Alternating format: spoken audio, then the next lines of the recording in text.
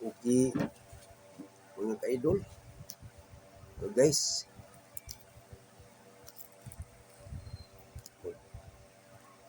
ang ato karong Portuguese video guys. Always kita basa sa Biblia kay basa pa o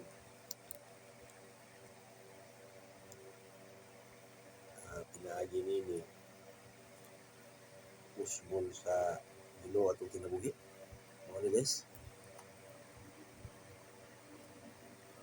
ato basahan guys din sa 1 Tesalonica, sulat ni Apostol Pablo ngadto sa taga Tesalonica o apil sa tani kay nakabasa man ka kana ko na amoy Biblia diha. Ang title ani guys, kinabuhi na makapahimuot sa Diyos. Kinabuhi nga makapahimuot sa Diyos. Ngunit himuot sa atong Diyos ba? Kinsa man Diyos sa ato. Ngunit nung amahanog, ni Ginoong Jesucristo nga tuwa na sa langit sila.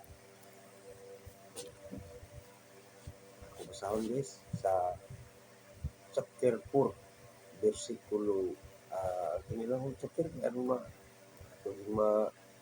aninaw ba, o kung saan masabot sa atong Diyos. Pero na to, sa katapusan, mga igsuon, nakatunan ninyo, gikan kanamo, ang pagkinabuhi nga makapahimuot sa Dios o ingon niini ang inyong pagkinabuhi karon sa ngalan ni Ginoong Hesus. Naghanyo kami o nag-awhag kaninyo sa pagkinabuhi.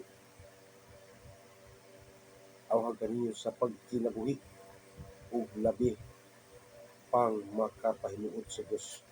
Versikulo 2, kay nasaya naman ninyo ang mga pahimangno kaninyo sa ngalan sa Ginoong Dios. Ang sulat ni Apostol Pablo guys nag-introduce about sa ngalan sa atong Ginoong Kristo. Sa ngalan sa Ginoong Jesus. Versikulo 3. Gusto sa Dios nga maputli kamo, pinaagi sa hingpit nga paglikay sa immoralidad. Mao kana mga idol. Kamong mga lalaki angay masayod. Laki mo ko, kabugyan mga lalaki kung nakatungog nini. Unsaon ninyo pagpakikiusa sa inyong asawa sa paagi nga balaan. Tungganan, versikulo 5, o dili inaghat sa kaulag sama sa gibuhat sa mga tao nga wala magtuo sa Dios. Ang kiniling kaulag mga ka-idol, kung naamag tao, ang sulti ni Apostol Pablo alang lang sa mga wala magtuo. Gibuhat sa mga tao nga wala magtuo. Muna mga ka-idol ang sabot, busa ayaw ninyo, versikulo 6, busa ayaw ninyo pa namastamasi o giatake ang katungod sa inyong igsig katawo o ganapon. Igsig katawo bahin ni ining mga butanga. Dili ko no pagyatakan na kuno na to ang atong igsig katawo mga guys, mga ka-idol.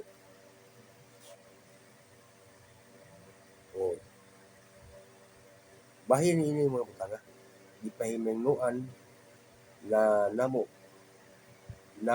kamo kaniadto nga ang magbuhat niini sinutan gayud sa Dios. Mao ni ang sulti ni Apostol Pablo mga ka-idol nga ang magbuhat niini mao niini sinutan sa Ginoo. Okay, si Ginoong Jesucristo Ginoo mapud.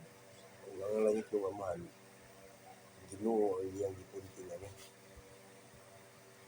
Bersikulo 7, ang Dios wala magtawag kanato aron magpuyo kita sa sala, kundi aron magkinabuhi kita nga balaan. 8, busa ang nagsalikway niining pagtulunana, wala magsalikway sa tao, kundi sa Dios nga mao'y naghatag kaninyo sa iyang Espiritu Santo.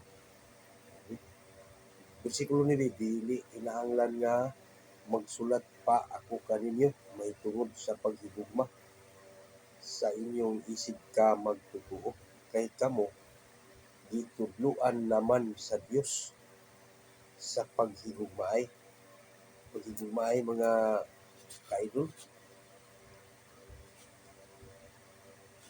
Bersikulo 10, og mao gayud kini ang inyong gibuhat sa tanang kaigsuonan sa tibuok Macedonia. Busa mga igsoon, naghangyo kami kaninyo nga dugangan ninyo ang kainit sa inyong paghigugmaay. Bersikulo 11, tinguhaan ninyo ang pagkinabuhi nga malinawon, ayaw kamo panghilabot sa uban o pagsalig sa uban alang sa inyong panginabuhi, sumala sa gisulti na namo kaninyo.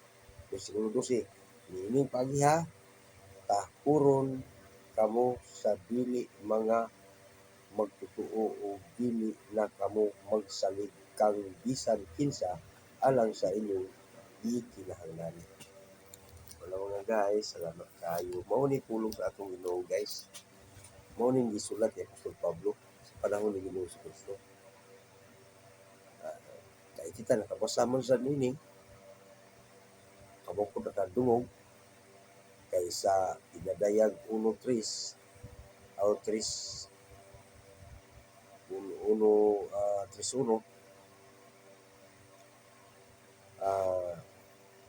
bulahan ang magsulti sa mga pulong ug magpatalingog ug magtuman ini. Mo na diha mga guys. May punto diha. Salamat sa Diyos. Amin. Dalay ko ng Diyos na itaklaan. Amin. Anira ko kutog guys. Inaw ko ka makadungog mo. Tumano ninyo ang kabuto sa ating Diyos. Amin.